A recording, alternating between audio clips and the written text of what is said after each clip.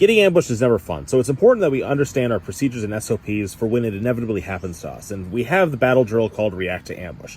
Now, when reacting to an ambush, if we're walking down our trail here and everything, and the enemy starts shooting at us from this hill 50 meters, 100 meters, 200 meters away, 1,000 meters away, it is still an ambush. Certainly, they're catching us off guard, but fundamentally, we can treat it as a react to contact drill. These guys can take up a base of fire, they suppress the enemy, these guys assault through, just like we talked about in our previous videos of, react to contact. We could break contact, whatever we want. Go watch those videos if you don't know what I'm talking about.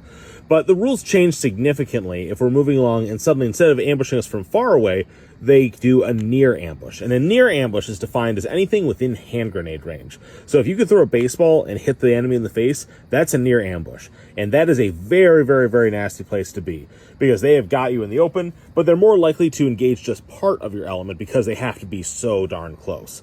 Now, if this happens and you are caught in their kill zone right here, what is going to happen is we're going to actually invert the roles. So if you are caught in the kill zone, you turn and shoot back. Shoot back hard and aggressively. That's the name of this game. We have to respond with this violence, with sheer, unmitigated aggression, and that is about the only thing that can save your skin here.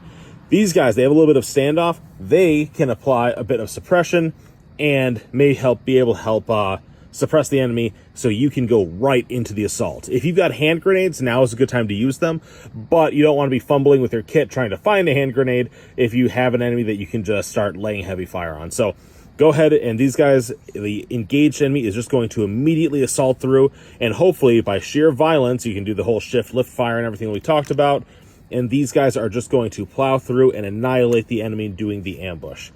That is a cool, idealized version of what happens. These guys can, consolidate, clear the area and everything, but it's also worth remembering that this is an ambush. You are probably going to lose people over here.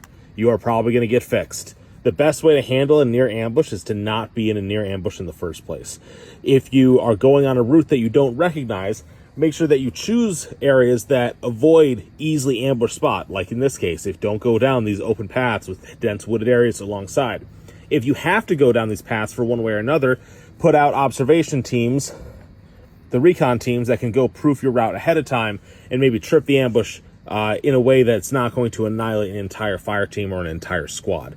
It's very, very important to avoid those near ambushes, but if you do catch yourself in that near ambush, understand immediately that it's a fight for your life, and you need to respond with sheer violence to try and overcome it.